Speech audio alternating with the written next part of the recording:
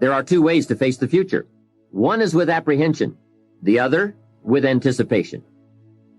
Guess how many people face the future with apprehension? Why? They don't have it well designed. And without really thinking about it, they have probably bought someone else's view of how to live. You will face the future with anticipation when you have planned a future you can get excited about, when you have designed your future results in advance. In this way, the future will capture your imagination. It will exert an enormous influence on you. And to design your future, you must have goals. Well-defined goals are like a magnet. They pull you in their direction. And the better you have defined them, the better you have described them, the harder you work on them, the stronger they pull. And they pull you through all kinds of difficulties, too. Without goals, it is easy to let life deteriorate to the point where you're just making a living. It is not difficult to get trapped by economic necessity and settle for existence rather than substance. We all have a choice. We can either make a living or design a life. We take 2.5 hours on the weekend for the whole 10-year plan. We don't have time for that tonight. But let me get you started with a little simple formula Mr. Schoaf gave me. And maybe this will be helpful. First of all, I've divided goals into two parts. First is long range. Long range goals. That's your dreams. Your dreams for the next 3, 5, 10, 20, 30, 40 years. Actually, the rest of your life. Your dreams. You've got to keep dreaming. And if we don't keep dreaming, we will lose the republic. Your better future is a dream for yourself and for your family. Where do you want to go? What do you want to do? What do you want to be? What do you want to see? You've got to dream dreams. There's a Bible phrase that says, without dreams and visions, people perish. You've got to have something to go for that inspires the heart and the soul. Dreams. From the children of Sanchez, it says, take the crumbs from starving soldiers, they won't die. Take the bread from hungry children, they won't cry. But without dreams, we all will die. You've got to dream. Don't lose your dreams for yourself, for your future, for your family. The dreams of love and enterprise and travel and doing things, becoming something unique on your journey here. Don't lose your dreams. Do some dreaming. That's long-range goals. You've got to have those. So that's number one. Here's the second part of goals, short range. Short-range goals. That's your goals for tomorrow, this week, this month, this year, the immediate future. We call these confidence builders. Because if you set up something short-range, go for it, get it, latch onto it, work hard, accomplish it. That starts building your strong feelings to go for your dreams. But now let's make these notes now on setting goals. The promise of the future is an awesome force. We look back for experience, but we have to look forward now for inspiration. And what gives us inspiration to get up in the morning and do our job, learn skills, develop all that we can possibly be, is the promise of the future. And it can be so powerful that it can overwhelm any adversary you might have, any difficulties you might have. Here's a key phrase. Reasons make the difference in how your life works out. Reasons make the difference in your appetite and zest for taking on the challenge, doing the job, becoming successful. Mr. Schoaf said, if you have enough reasons, you can do the most incredible things. You can get through the most difficult day. You can overcome the most unbelievable challenges if you have enough reasons. And so he said to me, if you haven't got a list of your goals, Mr. Rohn, it's probably because you don't have enough reasons. He said, I'm sure since I've met you, you have enough intelligence. And he said, you have enough good health.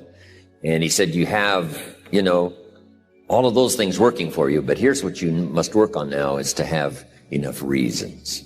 Looking into the future, developing reasons. Okay. Now here's a note to make. It's important to make sure that the greatest pull on your life is the pull of the future. Some people let the past pull them back. The past can be like gravity if you let it to pull you back. Some people live in the past. They live in the darkness of the past. They live in the mistakes of the past. They live in the discouragement of the past. They didn't make it, and that affects them for the rest of their life, living in the past. So we don't want the past to pull us back, to live in the past. So make this note. Dreams and goals can become magnets. Dreams and goals can become magnets. And the stronger the goal, the higher the purpose, the more powerful the objective, the stronger this magnet is that pulls you that direction. Now, not only does your goals and your objectives pull you that direction, here's what they also do. They pull you through. They pull you through all kinds of down days. They pull you through a difficult time. It'll pull you through some winter of your life.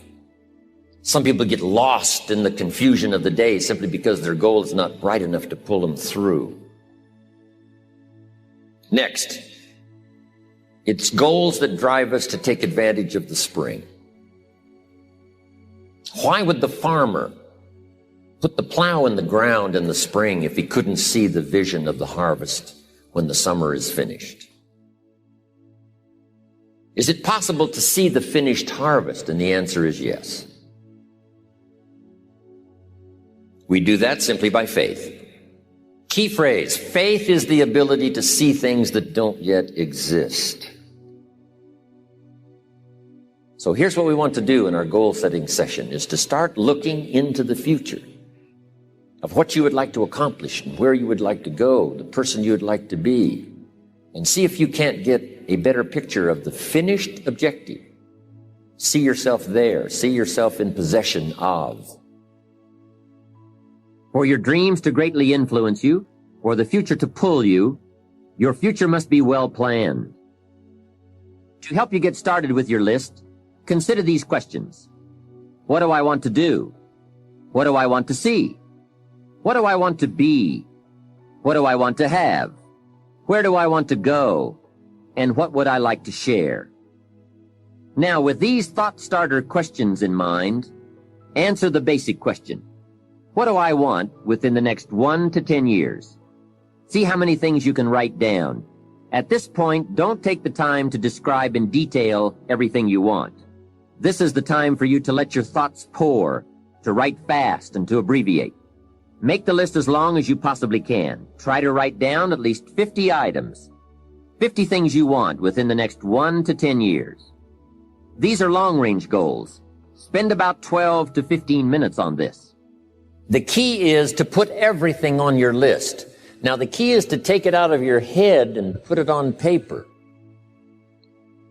You can dream about what you want, but when you start committing it to paper, now it more formalizes. Information now starts to make a composite of an idea. And ideas can turn into hotels. Ideas can turn into enterprises. Ideas can turn into a fabulous career. We need the information. We need the stimulation. What experiences would you like to have in the next 10 years? Parachute out of an airplane, star in a movie, start a new family, learn to play a musical instrument, try a new sport. A list of projects you'd like to support. Now, this is not what you think you can do. This is what you'd really like to do. How about your investments? Properties. Make a list of your health goals. Got to have a good physical support system over the next 10 years. How healthy do you want to be? Some goals for your career, your business, some productivity goals. A hobby you'd like to start. New car, become a race driver. What classes would you like to teach? Some of your goals should be personal development. The person you wish to become. Develop skills that make you attractive to the marketplace. develop the temperament and the attitude that makes you attractive to the business world. Because here's what's important. It's not what you get that makes you valuable. It's what you become that makes you valuable. Now we're going to do some things with this list. Here's the next exercise. I want you to look at each item on this list you've made and give each item a number. The number being a 1, 3, 5, or 10. And this is why. I want you to look at an item and say, I think that would take about 1 year. Another item, you say, I think that would take about 3 years. Another item, I think that would take 5. And another item, looks like that's going to take 10. Give each item now a number of what you think it might take to achieve that goal, a 1, a 3, a 5, or a 10. Now, as soon as you've given each item a number, I want you to now go through and count them. How many 1s, how many 3s, how many 5s, how many 10s? And then just make a little list of those numbers. When you're finished entering your time frames, there should be a fairly balanced distribution of all your goals. If there are many 1- and 3-year objectives, but only a few in the 10-year category, maybe you need to think more about what you really want your life to add up to. What kind of life you really want to build over the long run. But if there's a preponderance of 10-year goals and relatively few of the shorter-term variety, this may be an indication that you're putting things off, that you're focused too much on where you'll be at the end of the day and not enough on what you can accomplish right now. Keep working on your list, adding and subtracting goals with various time frames until you've created a more or less even distribution. Now comes the really challenging and interesting part. So far, you've just been adding things to the list, but now it's time to start making some selections. Now you're going to start asking yourself, what's really important compared to what might just be sort of fun? Choose 4 goals from each of the 4 time frames, 1 year, 3 year, 5 year, and 10 year. Now you have 16 separate goals. So far, you've only referred to them in shorthand fashion, but now you're going to start seeing them very, very clearly in your mind's eye.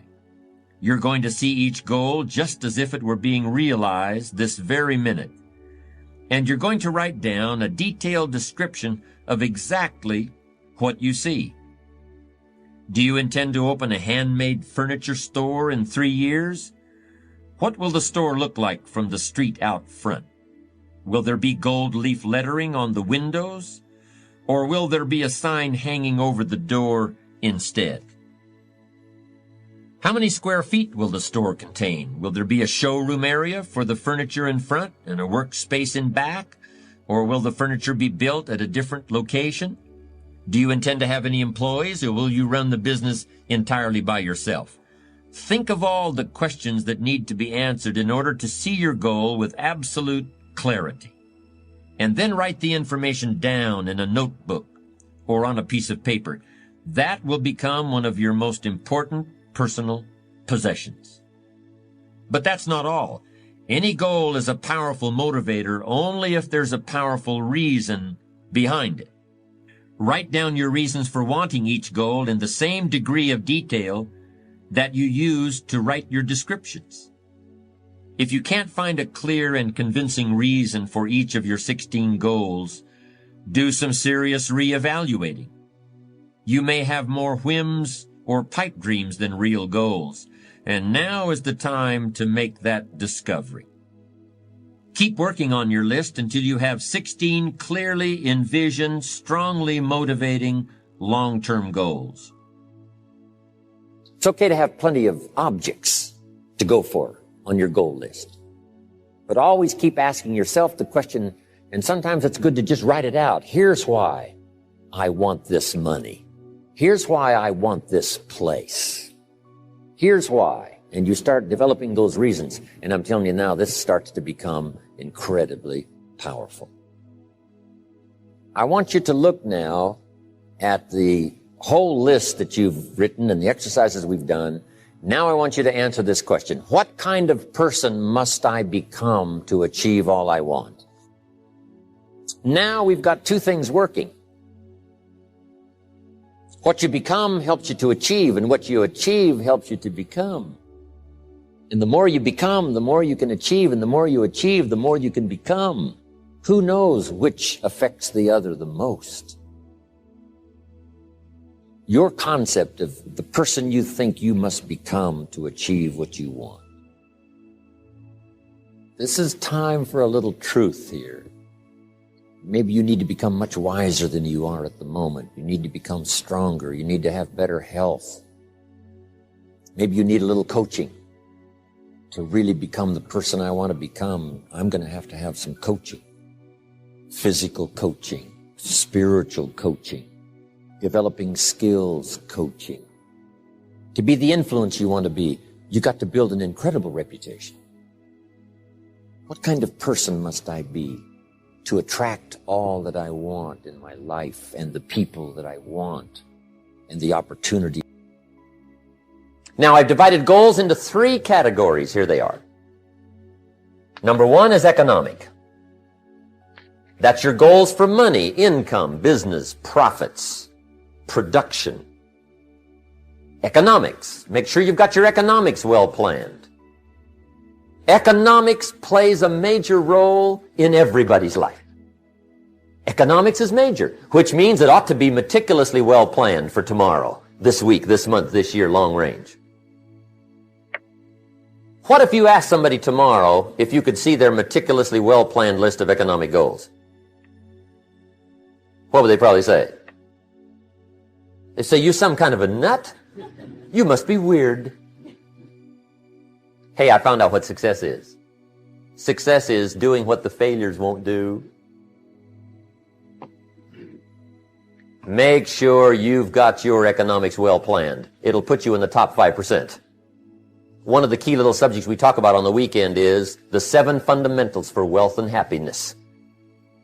And that's one of them, well-planned economics. It's a fundamental if you want to do well. Join the top 5%. Anybody in this room can join the top 5%, if you will.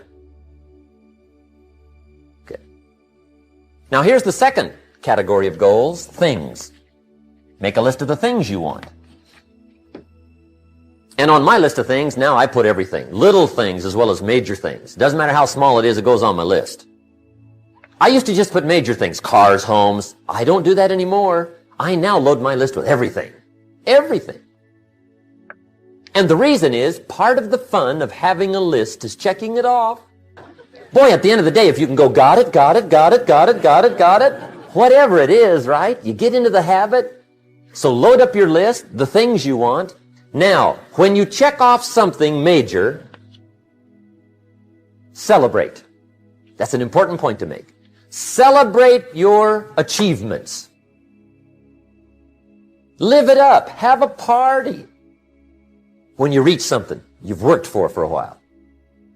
See, we all grow from 2 experiences. One is called the pain of losing. The other one is called the joy of winning. We need both of them. Amplify them as much as you can, which also means make losing painful. If you set up something, fooled around, didn't get it, put it on yourself. On the other side, if you did get it, congratulate yourself. Self-congratulations is a sign of maturity. Seeking congratulations is a sign of immaturity. But hey, winning and losing, see, that's what it's all about. That's the name of the game. Now, some people lead such mediocre lives, at the end of the day, they don't know whether they're winning or losing. They got no clue. Guy's just going through the day with his fingers crossed.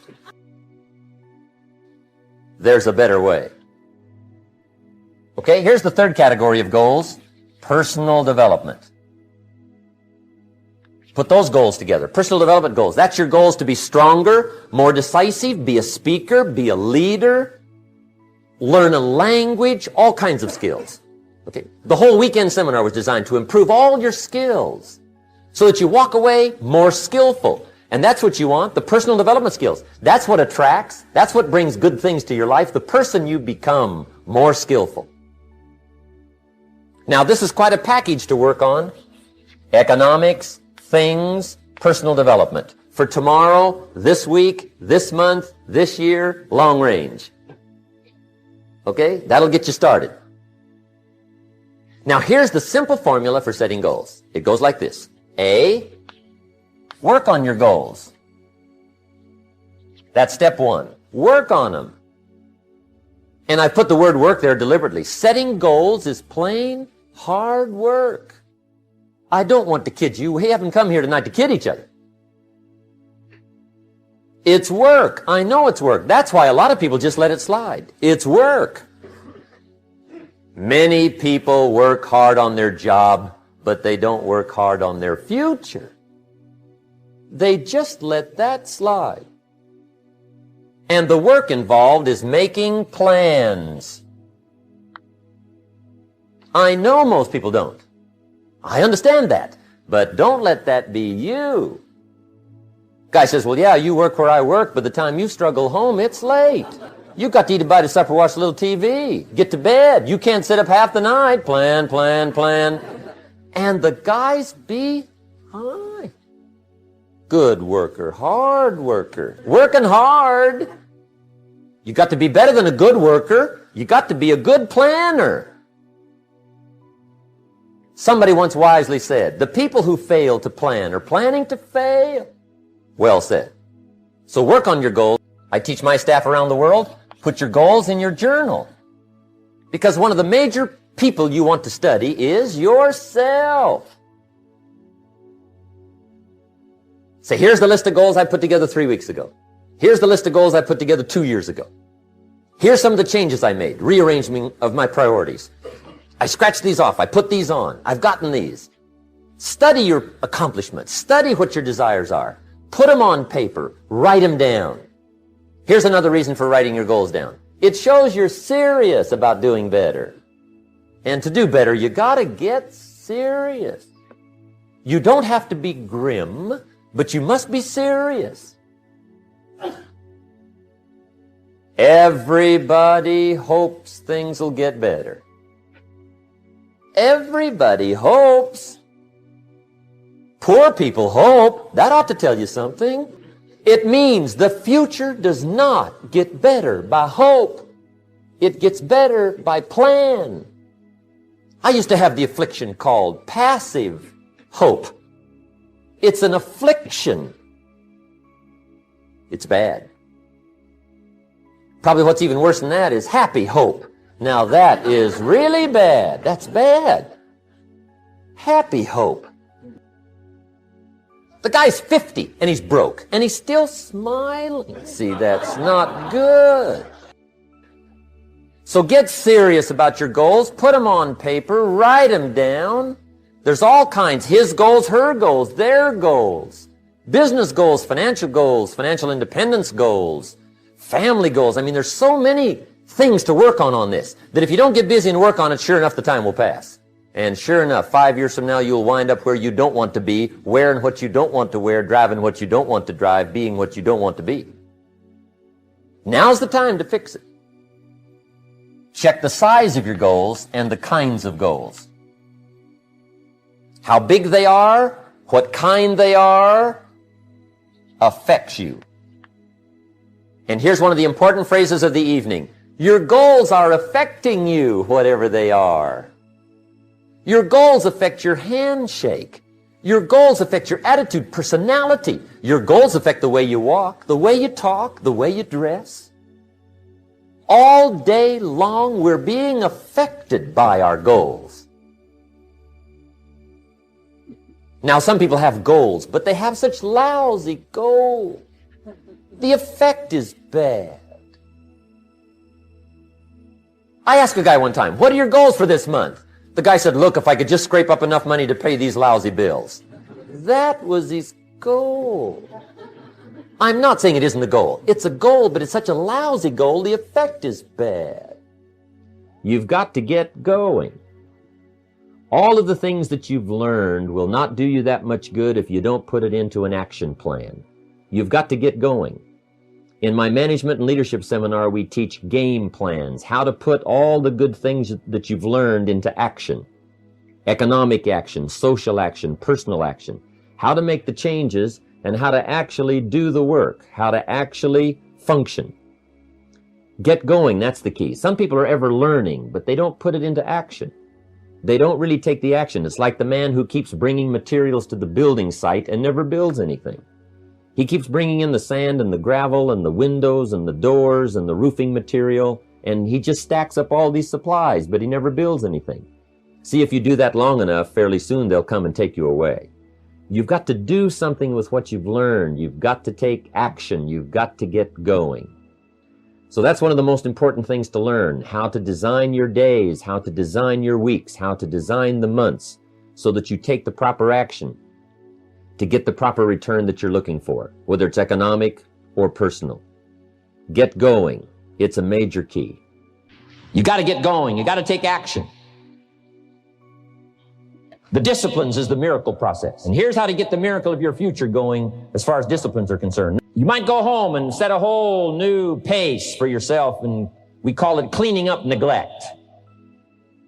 Should walk around the block, could walk around the block for your good health. Don't walk around the block. See, you're on the wrong track. Should read, could read, don't read. On the wrong track. Should call, could call, don't call. On the wrong track. Could change, should change, don't change. You're on the wrong track. Letters you haven't written, conversations you haven't had with your family, somebody you should sit down with when you get back home, get that job done. Don't let neglect destroy your days, destroy your life, and destroy your future. Go back and do what you can. And if you'll do what you can, then life will give you some extraordinary things to do. We all pity the man, right? Wants to stride out of his house, go straighten out the corporation, has not yet straightened out his garage. You got to take care of the small disciplines before life will give you a chance to handle the more complicated disciplines. Good phrase to take home. All disciplines affect each other. In fact, here's a good philosophical phrase. If you hadn't thought of it before, here it is. Everything affects everything else. It's so easy to be casual and say, well, this doesn't matter. This doesn't matter. I'm telling you, everything matters. Of course, some things matter more than others, but there isn't anything that doesn't matter. Let us not neglect. Do not neglect the smallest of disciplines and build on that foundation, and you can have everything you could possibly want. Now here's number 4. You must get excited. And not just the false enthusiasm of just pure positive thinking. You've got to get excited over some very basic things. One is, get excited over your ability to make yourself do the necessary things. Because discipline is major step 1 toward personal progress. And anytime a person wishes to, they can make major changes in their life, personally and socially and financially. It doesn't ever have to be the same after today. No telling what you could do today if you really wish to.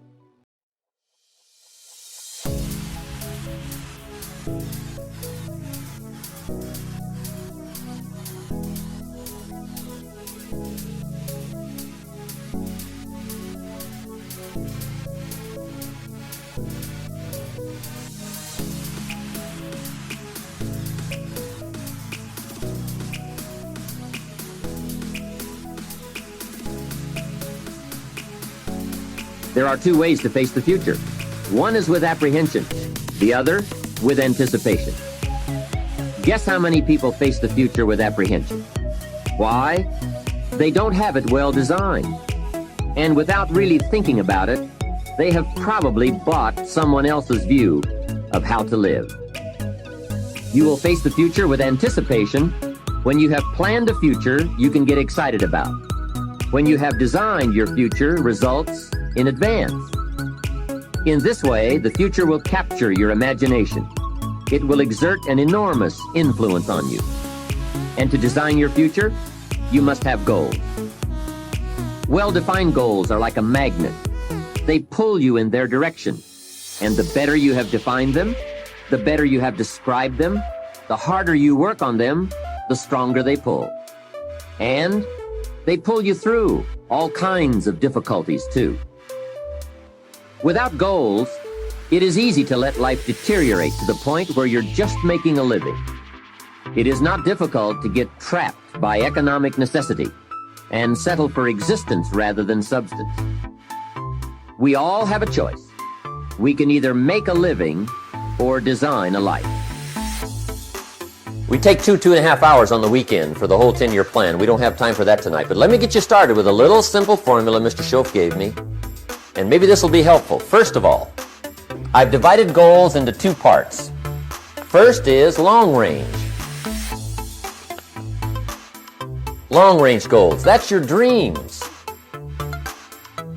Your dreams for the next 3, 5, 10, 20, 30, 40 years. Actually, the rest of your life. Your dreams. You've got to keep dreaming. And if we don't keep dreaming, we will lose the republic. Your better future is a dream for yourself and for your family. Where do you want to go? What do you want to do? What do you want to be? What do you want to see? You've got to dream dreams. There's a Bible phrase that says, without dreams and visions, people perish. You've got to have something to go for that inspires the heart and the soul. Dreams. From the children of Sanchez, it says, take the crumbs from starving soldiers, they won't die. Take the bread from hungry children, they won't cry. But without dreams, we all will die. You've got to dream. Don't lose your dreams for yourself, for your future, for your family. The dreams of love and enterprise and travel and doing things, becoming something unique on your journey here. Don't lose your dreams. Do some dreaming. That's long-range goals. You've got to have those. So that's number 1. Here's the second part of goals, short range. Short-range goals. That's your goals for tomorrow, this week, this month, this year, the immediate future. We call these confidence builders. Because if you set up something short-range, go for it, get it, latch onto it, work hard, accomplish it. That starts building your strong feelings to go for your dreams. But now let's make these notes now on setting goals. The promise of the future is an awesome force. We look back for experience, but we have to look forward now for inspiration. And what gives us inspiration to get up in the morning and do our job, learn skills, develop all that we can possibly be, is the promise of the future. And it can be so powerful that it can overwhelm any adversary you might have, any difficulties you might have. Here's a key phrase. Reasons make the difference in how your life works out. Reasons make the difference in your appetite and zest for taking on the challenge, doing the job, becoming successful.